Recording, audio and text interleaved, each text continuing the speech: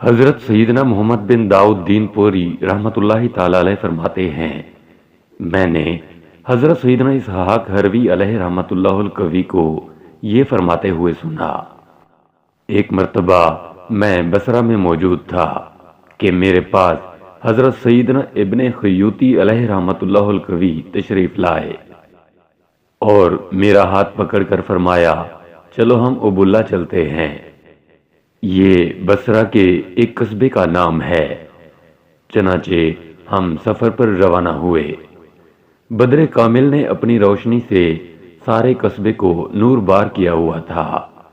ہر طرف خاموشی کا سما تھا۔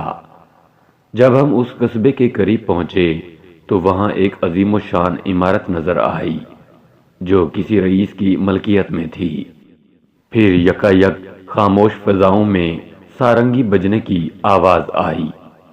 جب ہم اس سمت گئے تو دیکھا کہ ایک لونڈی محل کے قریب بیٹھی سارنگی بجا رہی ہے اور بار بار ایک شعر گنگنا رہی ہے جس کا مفہوم یہ تھا، تم روزانہ بدلتے ہو، کیا تمہیں اس کے علاوہ بھی کوئی شے زیبا ہے؟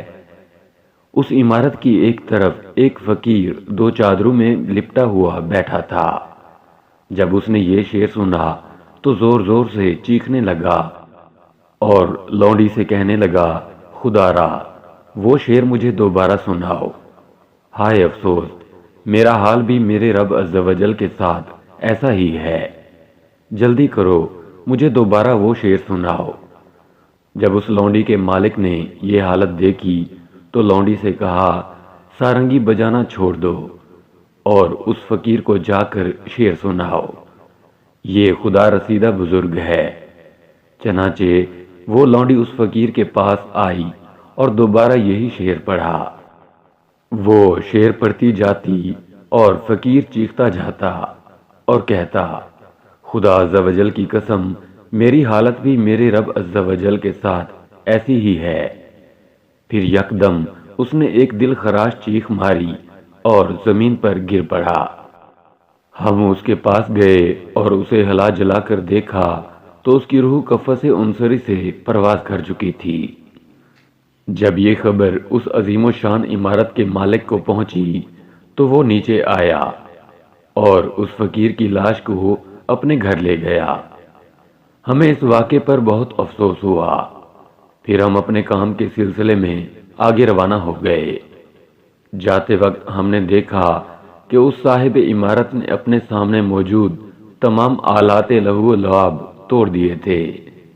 پھر ہم وہاں سے روانہ ہو گئے۔ پھر جب صبح ہمارا گزر اسی مقام سے ہوا تو دیکھا کہ اس عمارت کے گرد لوگوں کا جم غفیر ہے اور وہاں اس فقیر کا جنازہ رکھا ہوا ہے۔ ایسے لگتا تھا گویا پورے شہر بصرہ میں اس فقیر کی موت کی اطلاع پہنچا دی گئی ہے۔ شہر کا ہر عام و خاص اس کے جنازے میں شرکت کے لیے موجود تھا۔ قاضی اور حکام بھی وہاں موجود تھے۔ پھر اس خدا رسیدہ بزرگ کے جنازے کو سوئے قبرستان لے جایا گیا۔ اس کے پیچھے فوجی لشکر اور عوام و خاص کا ہجوم تھا۔ سب کے سب ننگے سر اور ننگے پاؤں تھے، سب افسردہ و غمگین تھے۔ جب اس مرد کلندر کو دفنایا گیا تو اس عمارت والے رئیس نے لوگوں سے کہا، تم سب لوگ گواہ ہو جاؤ، میرے تمام غلام اور لونڈیاں آج کے بعد اللہ عز و جل کی رضا کی خاطر آزاد ہیں۔ میری تمام جاگیر اور مال و دولت سب اللہ عز و جل کی راہ میں وقف ہے۔ میری ملکیت میں 4000 دینار ہیں، میں انہیں بھی اللہ عز و جل کی راہ میں وقف کرتا ہوں۔